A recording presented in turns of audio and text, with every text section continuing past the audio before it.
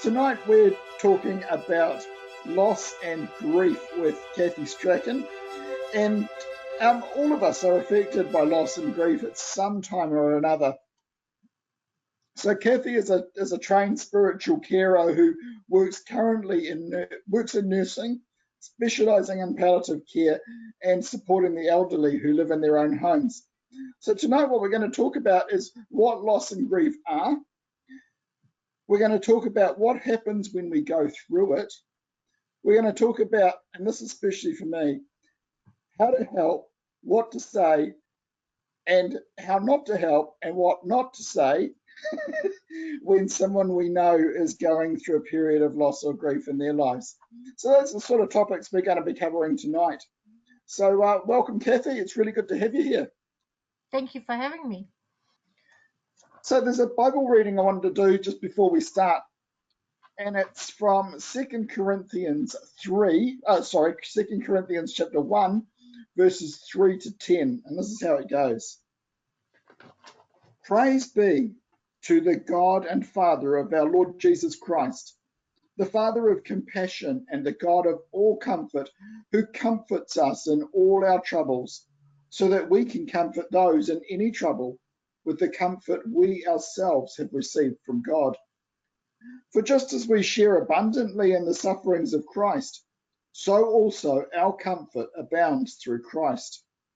If we are distressed, it is for your comfort and salvation. If we are comforted, it is for your comfort, which produces in you patient endurance of the same sufferings we suffer. And our hope for you is firm, because we know that just as you share in our sufferings, so you also share in our comfort. We do not want you to be uninformed, brothers, about the troubles we experienced in the province of Asia. We were under great pressure, far beyond our ability to endure, so that we despaired of life itself. Indeed, we felt we had received the sentence of death. But this happened that we might not rely on ourselves, but on God, who raises the dead. He has delivered us from such a deadly peril, and he will deliver us again. On him we have set our hope that he will continue to deliver us. So that was 2 Corinthians 1, verses 3 to 10. So, Kathy, Yep. tell us a little bit about, tell us about loss and grief. What is it? It's a big subject. So should we start with loss? I mean, is it just when someone dies, or are we talking about all sorts of stuff here? Yeah, all sorts of stuff. Okay, but what I'd like to do, if we just take one little step back before we start talking about what it is the point of even having this discussion in the first place is so that we can have a little bit of an understanding about what loss and grief is. And honestly, I really don't mind if you interrupt me and ask questions. That's not a problem at all. But the purpose for me behind having a discussion like this is to make us aware of why we suffer loss and grief in the first place. Where is God in all of this? And why does he allow us to go through this amount of suffering that comes with grief? And there's lots of references to loss and grief in the scripture, and the two that come immediately to mind for me, one was in Isaiah 53, where God says to us that Jesus was a man of sorrows and acquainted with grief. And then Paul picks up in the New Testament the fact that he's been tempted in all points like as we have. Did you want to say something, Jackie? No? Okay. Sorry, no, I didn't realise my mic was on. Sorry. Oh, sorry. So, and then Paul picks it up in the New Testament saying that he was tempted in all points as we are. So the fact that he understands our suffering because he's been acquainted with loss and grief apart from the incredible suffering that he went through physically. So he understands where we're coming from. So that's one comfort for me. And the other one is another beautiful prophecy from Isaiah, where it says that God has sent Jesus to bind up the brokenhearted and to comfort all who mourn. And there's a lot in that chapter around loss and grief. And it says he's come to provide for those who grieve, to give them the oil of gladness instead of mourning, and a garment of praise instead of despair. And then at the end of the chapter, it says, and everlasting joy will be theirs. And I Yeah, I know love from a that, eh? certain, yeah, it's beautiful. So from a certain perspective, some of that is spiritual, but he's not only talking about spiritual loss and grief. And he's the fact that God has sent Jesus to deal specifically with the brokenhearted, whatever the reason is, for those that are mourning, for those that are grieving. And he promises to deliver us to something so much better. I acknowledge that in the ultimate fulfillment is going to be in the kingdom. But the immediate now is very much that Jesus is there for us, to be with us when we're going through troubled times. So if we can just use that as a sort of a grounding for a discussion on where we're coming from with loss and grief. And I've also got a list of references which I've forwarded to Robert, which he can send out to everybody, passages of comfort for when you're going through a rough time. And it's not only around loss and grief, but there are plenty of scriptures. And the other one which I particularly wanted to read to you was the psalmist, who really identified with pain and suffering. And just a couple of verses from Psalm 6, he says, be merciful to me, Lord, for I am faint. O Lord, heal me, for my bones are in agony. My soul is in anguish. How long, O Lord, how long? Turn, O Lord, and deliver me because of your unfailing love. Nobody remembers you when he's dead. Who praises you from the grave?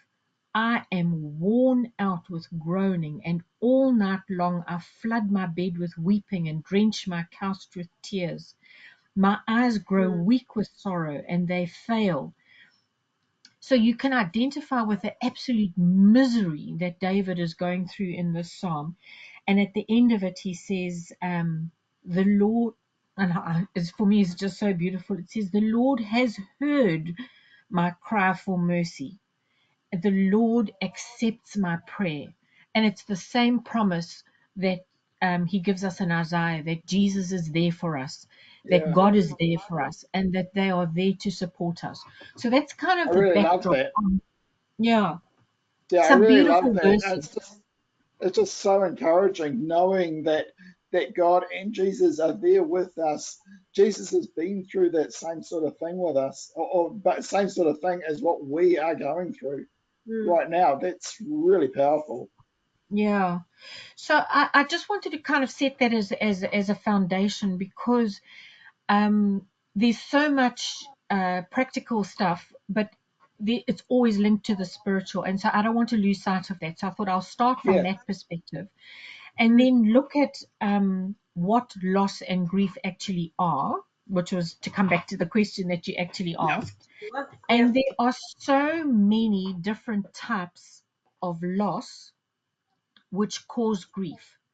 And once you come to the realization that it doesn't only apply to the loss of life, it can apply to the loss of something which is precious. It can be the loss of your home in a disaster. It can be or whether it's financial disaster or fire or flood or whatever the kind of things that happen in Australia. Yes.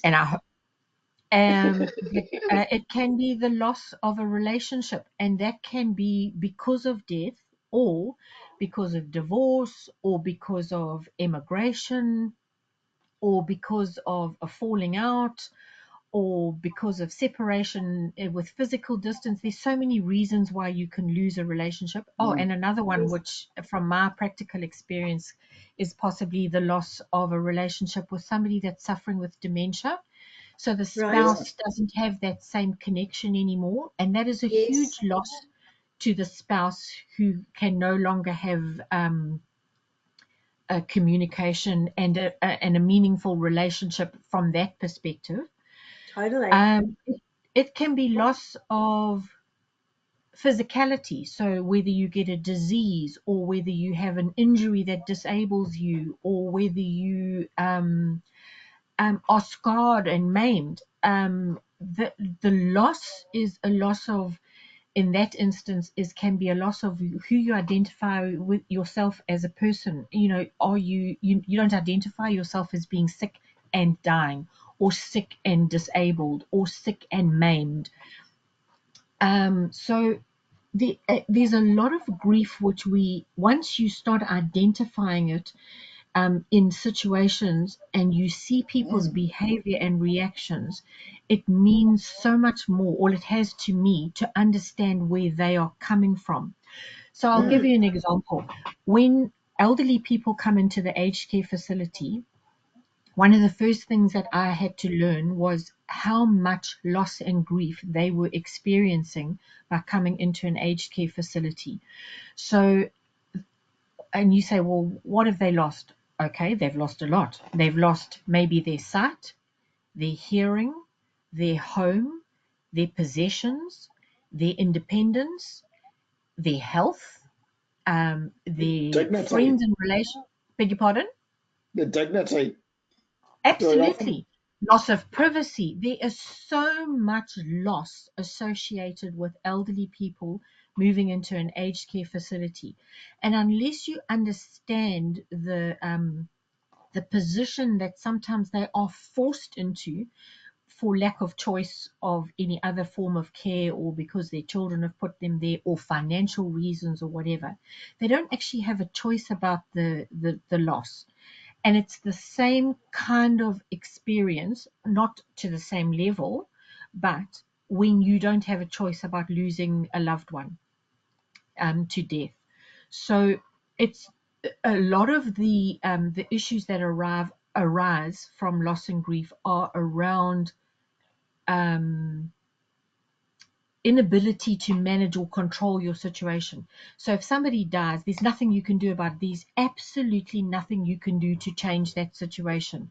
And it's pretty much the same for some elderly people if they move into an aged care facility, because they feel so helpless and so disabled, or the opposite of enabled, whatever that is. I don't mean physically disabled, but so when you come to understand that people can have loss and grief around divorce, around unemployment, or being retrenched, or the loss of a dream or a hope, or a future, which is a very common problem with people that have been diagnosed with a terminal illness. So people that have got a terminal illness really do experience grief. And you go, well, like, what are they grieving about? It's not about the suffering of the disease that they're going through at the moment. It can very much be about what they are going to miss out on, or what has been taken away from them, in the sense of dreams for the future, job prospect perhaps, or whatever those sort of things could be. So what I'm basically saying is that the scope of loss and grief impacts us in so many ways, more than just the passing of a loved one. Yes. Yeah. It's a great I know point. that was a bit long-winded, but does that make sense? It does. Thank you. Yeah. So is there a process or a journey to grieving? There is, and there's quite a lot of theories around it. But one of the most important things to remember is that God has created each of us uniquely. So the way in which we grieve will be unique to us and our personalities and our past life experience. So, and this can actually be a problem in relationships sometimes. When, I'll give you an example, it's just if a husband and wife lose a child, because the husband and wife have different relationships with the child and have different personalities, they will experience their grief around that same loss very differently. And I had a couple in South Africa that I was friends with when we were quite young, and they lost a baby at birth. Or she lived a few hours, like 10 hours or something, and then the baby passed away. And the parents grieved so differently, and it ended up causing quite a lot of conflict in their marriage, because they were saying, oh, well, you don't care that the baby's gone because you don't do X, Y, and Z. And the other one's going, well, how can you tell me how I shouldn't be grieving? And it caused quite a lot of conflict. So that's right. A horrible example of the fact that just because you don't grieve the same way that I do doesn't mean I'm not grieving. So that comes very much into how we handle people that are going through loss and grief, because everybody will experience it differently. And even if I've lost a child and I'm trying to comfort you or be there for you, and you've lost a child, neither experience will be the same. Does that make sense? Right. So when they go through all the different theories about how we go through grief, one of the most famous ones is by a lady, yes, she was a woman, who called Kubler-Ross, and she had the 5 stages of grief, where you go through anger. Let me just find it here. First of all is denial about what's actually happened. Then you go through anger. Then you go through bargaining, and like, I'll make a deal with you to make it better. Then you go through depression, and finally you get to acceptance. Yeah. And that was the main. That's quite commonly known, isn't it? Well, I've right. heard of it. Yeah. Yeah. And so that was a very much one of the first psychological theories that was proposed about how we go through grief. But because everybody does it so differently, people started saying, well, I didn't grieve in that order, or I didn't ever go through that particular phase. And so there started to be a number of different theories. Some people called it maybe the same thing, but just with different names, like disorganization and reorganization of your thoughts and your patterns in life and things. Other people called it readjustment and personal growth. Other people to accept the reality of loss versus the denial of reality and adjusting to a new way of life. And then my favorite theory, because it kind of describes for me in very visual terms, is the chaos theory, where all of these things can be happening at the same time. None of them can be happening. They don't happen in the same sequence for everybody. You can go backwards and forwards from one of the issues or another. And if you'll just show that visual pathway that I sent to you, if you can just screen share, and I'll just talk through it a little bit. For me, it's a very good visualization of perhaps a journey. Okay, I don't know if you can see this very well, but at the very beginning on the left-hand side of the page, a man is just walking along, and suddenly he falls down a cliff. And that's what loss and grief, loss is mostly about, is that it's sudden and unexpected. And you see the poor guy at the bottom of the cliff, look, it says numbed and shocked. And that's the initial reaction, because it was so unexpected. And even if you did expect it, you may not react in that moment in a planned, structured way. It's very difficult to prepare for something that you've never experienced before. Absolutely. And then you can see, as this man walks around the path, all the different areas that he goes through: angry, sad, scared, confused, overwhelmed, lonely, depressed, stuck in an emotional roller coaster, forgiveness, depending on what the situation is, that you feel trapped, that you feel you've got to a dead end, and you can go round and round in the same like overwhelmed circle, or the same angry circle, or the same confused circle, or you may move from confused to overwhelmed and go back to confused again, or go into a depression spiral, or end in a dead end and feel like you're going nowhere. You might go right back to the beginning and be angry again. There's just no set pattern. And for me, this is the most realistic. And at the top of the page, it says, as long as it takes. And everybody's as long as it takes will be different. So some people it will be long and slow. Other people it might be shorter. And you think, well, have they really done it properly? Everybody will be unique. And at the end, if you look at the picture around the man coming out at the end, it says you survived, you made it. It doesn't put you back at the top of the cliff. You don't go back to where you were before. It's a new you that contains, as it says, all the experiences of the grief journey. So you will never go back to being the person you were before, because you can't. You can't get yourself back up to the top of the cliff before there was this loss. And from a spiritual perspective, that new you that emerges is, by God's grace, closer to God, closer to the person that God wants you to be, if you are exercised by the suffering that you've gone through. And I'm not saying that he brings the suffering on you in order to make you a better person. But what I'm saying is that you can't help but be changed by the experiences that you're going through. And by God's grace, it can be a positive. I love the slide, Kathy. It's beautiful. Yeah. It's got so much depth to it. Yeah. And for me, the feeling is, because it's so visual, it makes so much more sense. And then when you see somebody who is seriously grumpy and depressed, and you're going, well, like, why haven't they got over it? Well, maybe they're stuck in that little circle and they can't get out of it. Or maybe they're just permanently angry. Maybe they're stuck in the anger circle. And you know what? They've got to work through that in their own time, at their pace, not your pace, not what you dictate.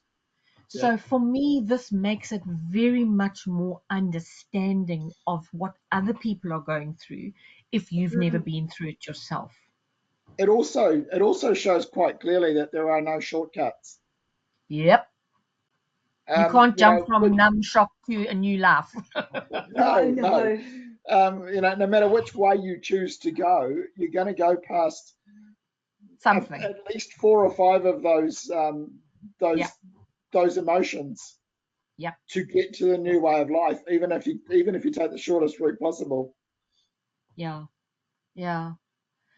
So that's pretty much, I would say, and I don't like calling it the stages of grief, because in what I now call an old-fashioned view of it, because stages implies you move from one to the next and it's sequential, and it's not. Yeah. Yeah, that's a great point. Yeah, it's really good.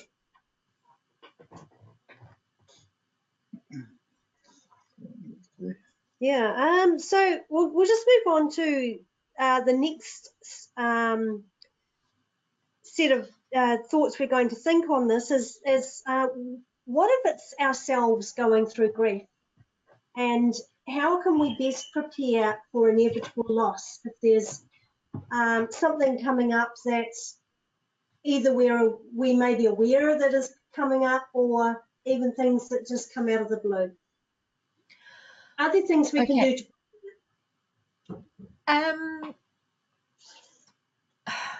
Okay, that's 2 questions. One is what will it look like if I'm experiencing loss and grief, and the other one is can I prepare for it? So let's just deal with the can I prepare for it one. I think that's a very, very difficult question, because I don't think you can fully prepare. So say I know that somebody is in palliative care and there's no more that the doctors can do about it, and I know that they are going to die. Yes. There's very little you can do to prepare yourself emotionally for the shock of them going, even if you think that you do. So there's a certain amount of preparation you do. And some people go, well, I don't know whether I want that much preparation, or I'd rather that it was short and quick. And that, but the shock of somebody passing away in a motor accident is very different from the shock that you feel when somebody has got a terminal illness diagnosis. Right. And the reason that I say that is that, one, you know that the incident of terminal illness, death, is going to come. So that's the only part that you can be prepared for. But the emotions and the sense of loss and the extremeness of your physical reactions is something that you can't prepare for if you've never experienced it, because you don't. It's like, for me, the analogy is having a baby. You can imagine, you can think about what it would be like to go through a natural birth, but if you've never experienced it, you don't really know. Does that make sense? And the experience might be completely different to what you visualized before it happened. Yes. So, and I think it's the same with that intensity of grief. You don't know how you're going to react. And I'll give you an example which has got nothing to do with loss and grief, but this inability to prepare for a shock. I was involved, when I was in South Africa, involved in a hit and run accident. And I've always said, I'm not a nervous kind of person. But the shock of somebody smashing my car window and stealing my handbag while I'm parked at a traffic light, and being totally unaware that he was even approaching, that there was this unholy screaming going on in the background. And afterwards, after I drove away from the intersection, I realized it was me screaming. And I know that sounds really sort of dramatic, but at the time, I was so shocked, and I would have never in a million years have said I'm a screamer and that I'm going to scream if something scary happens. Yes. But I couldn't even recognize myself in the screaming, because for me it was so foreign.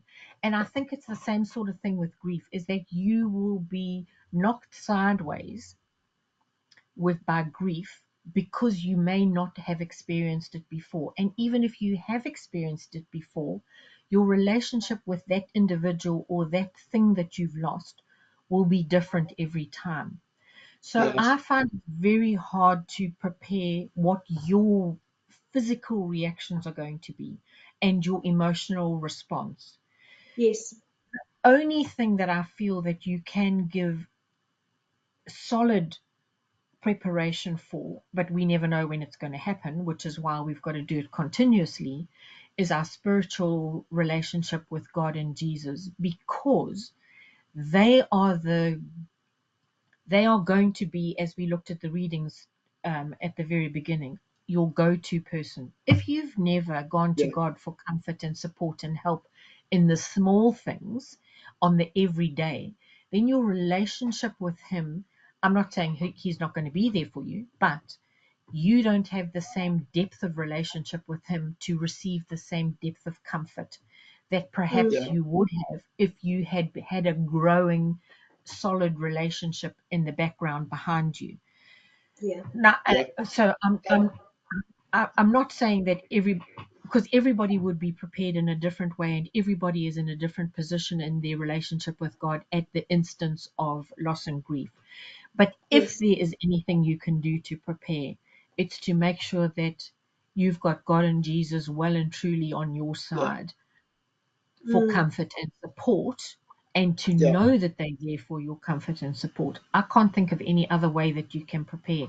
And just out of interest, I don't know if there's anybody in the class that feels that there is another way that you could prepare. Yeah, well, we can discuss that afterwards in the discussion. Okay. So, we'll come to that. Yeah. Okay. And then as far as how do you feel if you're the person who's suffering, as I said earlier, it is incredibly unique.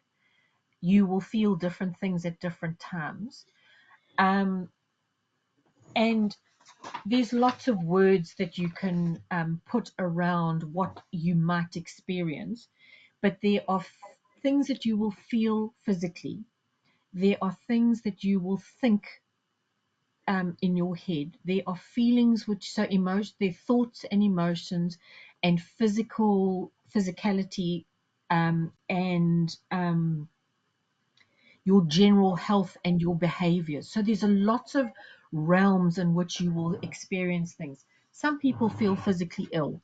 Some people Mm. feel incredibly emotionally detached and quite numb. Some people just cry hysterically and can't control their crying. Everybody physically responds differently. Um, so one of the, it's very difficult. I can't tell how you will respond or how I will respond in that situation because we are all unique. But I think if you are trying to understand where somebody is coming from because they are experiencing it, a couple of books, there's so much literature on it, but there are two books which I've thought have been particularly good from a written from a Christian perspective.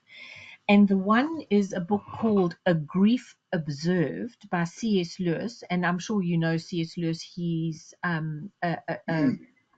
a very well written man who had a strong faith in God. Mm.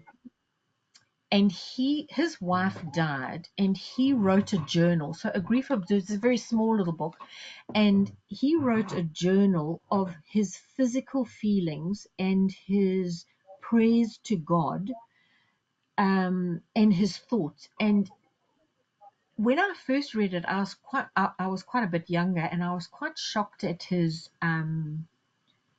until you at his the things he verbalized to God, until you realize that David did the same sort of things in the Psalms. They were just Yeah. so utterly honest about how Mm. they were feeling, and the strength and the violence of their emotions, and how they felt physically. And this, for me, was a seriously eye-opening book written by a man in the throes of intense grief and how he felt physically, spiritually, and emotionally. So I would seriously recommend that as a read. And it talks about him rediscovering, through the process of his grief, of rediscovering his faith and his connection to God, because he felt like he'd been abandoned, which is very much how Jesus felt on the cross. Where are you, God? And how David Mm. felt in the Psalms. Mm. Where are you? I feel lost and alone. And Mm. you have to come back to the fact that God loves you. And then there's another one. Um, this is another autobiographical one, and it's also written by a man who was deeply committed to his Christian faith, and he lost his mother, his wife, and his daughter in a car accident. So he lost 3 generations in one Oh, car crash, wow. and he was shattered. But he had other children that he needed to carry on and pick up and look after. And this book is also very much about his spiritual journey and how he learned through his pain and how it changed his relationship with God. So both of these are very personal journeys through grief, which can teach you quite a lot about how other people experience it, which may help you feel better about the way you are experiencing it, but it might not, because everybody is so unique. So those are two Right. books. Mm. And Mm. then this other one, which is called Experiencing Grief, is also written by a Christian counselor, and he's very practical. So he goes through the different phases of grief and how raw and fragile you feel, and that you might feel like you're losing your mind, to pain and denial, to what grief does to your life physically and in your emotional life, Mm. what gaps are left behind and how you deal with it, the things that people don't talk about, guilt that you might feel. It's really good, and he uses a lot of scripture as support, and I found this an incredibly helpful book. It's called Experiencing Grief.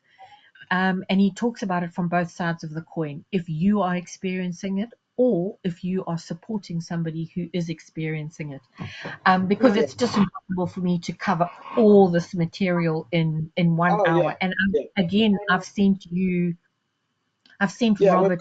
we've got those resources, Yeah, so I will send them yeah, out in the next and Family Matters seriously, they email. are. This one is a little bit longer, and the one about the man who lost 3 generations. And I found it quite heavy going, but only because it's so emotional. Because I mean, just the trauma of losing both your spouse, Yeah. your mother, and your child in one go. I don't know how anybody can come right from that. But anyway. Yeah.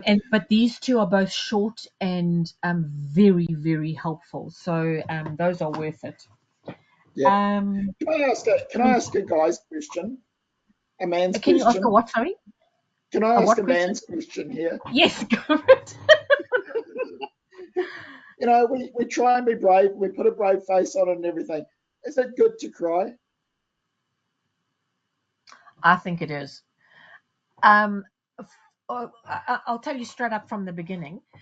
I think that it is very much a God-given thing. Crying is very natural and human, and God created us to cry.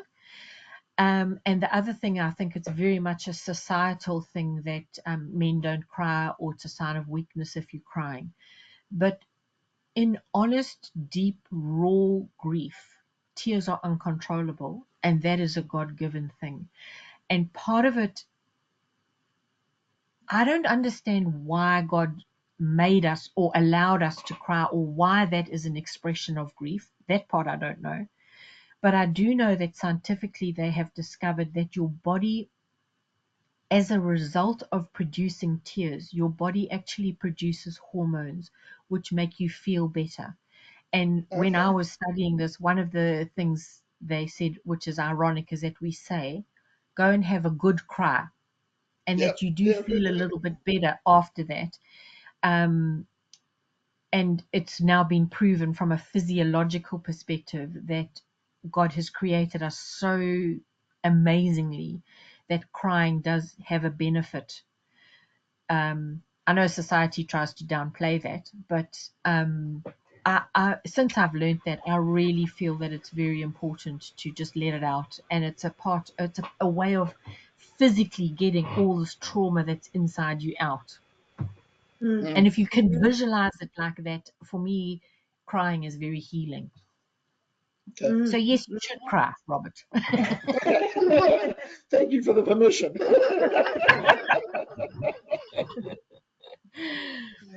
Yeah. Shall we move on to the third stage that we were going to discuss? Got a bit of an echo happening here. John, Yeah. Hillary, would you just turn off your camera and microphone, please? Thank you. That's better. Awesome. Oh, okay. Right. Sorry, I totally missed that question, Sharon. Yes, we had a bit of an echo. We'll move on to the third stage. What if it's someone else who is grieving, and how do we go about supporting other people? Talk us through some of the do's and the don'ts. Because I never know what to say. I'm at a complete loss. Okay, so there's quite a lot around this, because people have been incredibly hurt by people saying unfeeling, unthoughtful things, and other people have been incredibly comforted when people have said the right thing. So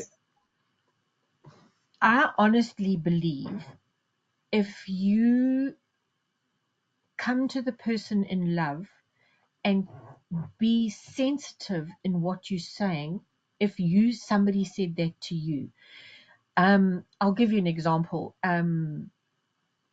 Just say somebody is experiencing loss of a relationship breaking up, and somebody comes to you and said, oh, there's plenty of other fish in the sea. Well, that is so singularly unhelpful, because it might be true, but there is no replacing that person and that relationship. So it's no use giving platitudes and cliches and things like that, which are maybe true but are not helpful. So to go to what Robert was saying, is that I never know what to say. I feel a bit like that sometimes, and because you don't know what's the right thing to say to that person, because Yes. you don't know whether they are, oh, thank goodness they've died, because the trauma of the dementia or the illness was for so long, and you actually are Yeah. relieved, and then you go and say, oh, how terrible, when it doesn't help you, or whether that person's really angry with the person that took their own life, instead of being deeply sorrowful because they haven't got to that stage yet. You don't know where people are along their journey. So Yes. I've actually stopped saying that I'm sorry, because I don't know whether they are, and I just go up to them and just give, even if I don't know them very well, my best way of communicating that I care is to give them a big hug, because a hug can't, when you're that miserable, can't be misconstrued, because it's very comforting. And as human beings, I think God's created us to be touched, and hugging is very much a form of comfort. I know when Mm. you do counseling and things like that, you're told that you've got to be careful of being overtly touching people that don't need it, or that it's a sexual thing or could be misconstrued. Somebody that is in the throes of deep grief is not going to misconstrue a hug as being a sexual advance. And I can give you an example. I had a 40-year-old man that his father had passed away in the aged care facility where I was working. And he came out to me. I mean, I'm a stranger. I didn't know him very well. I knew him as the son of his father. I didn't know him as an individual. Yes. And he came out. I was standing in the garden, and he came outside to me, and he just put his arms out, and he wanted to put his head on my shoulder and cry. And at the beginning, I felt really uncomfortable. And then I thought, you know what? This man doesn't think anything of me as a woman. This is not a male female thing. This man needs to put his head on somebody's shoulder, it doesn't matter whose, and have a good cry and be held and comforted. And that's what I did for him. And you know what? It never changed our relationship as like, oh, this is so awkward. It was just what he needed at that moment. That moment. Yeah. When, Yes. and so you've got to be incredibly sensitive to what you say, so that you don't make the situation worse. But showing Yes. love can never make a situation worse, because love, or as the scripture says, covers a multitude of sins. But love, if people know that you're doing it in love, not like, oh, I don't know what to say, so I'm going to say something stupid, that doesn't help.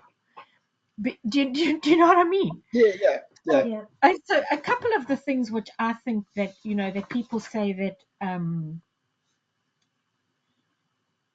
is not to try and rationalize their grief.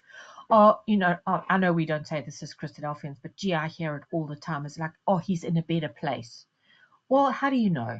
And that isn't very helpful, because it doesn't change how you are experiencing your grief. So even if you just say, I know you're really hurting, because that's the truth. It's a fact. They are really hurting. Mm. And not, please ask me for help, because you can bet your bottom dollar they're not going to ask for help, because that's an easy fob off. If you ask me for help, I'll help you. Just do it. Whatever it is, make them a cup of tea, bring them a meal, clean their house, do whatever it is that needs to be done. Help them organize the funeral, help them um, to do the practical everyday things that they are in no headspace to deal with in that given Mm. at that given point. That's what we can do to help and be supportive. Um, and one of the biggest things that I've found is we are always so scared when we approach somebody who has lost somebody to talk about that person. And when I learned that talking about the Mm. person is what the person who's the person left behind, that's all they want to do. just want to remember the person, remember the good times, talk about the person, talk about their loss, just if they want to talk. And so I remember standing in the garden at the aged care facility with children while they're preparing the parents' body inside, and getting them ready for the children to come in and say goodbye. And for 45 minutes, the children just talk about, oh, remember when we went on holiday with mum and we did this, and remember mum always used to say this, and what kind of a relationship they had with mum. They just want to talk about the person. And we're so scared to bring up the person's name or the circumstances in case it triggers their grief. You know what? They're going to grieve anyway. And they appreciate the fact that you. So now, in that situation, I would say, oh, I always remember your mum as funny. This was a quirky thing that she did.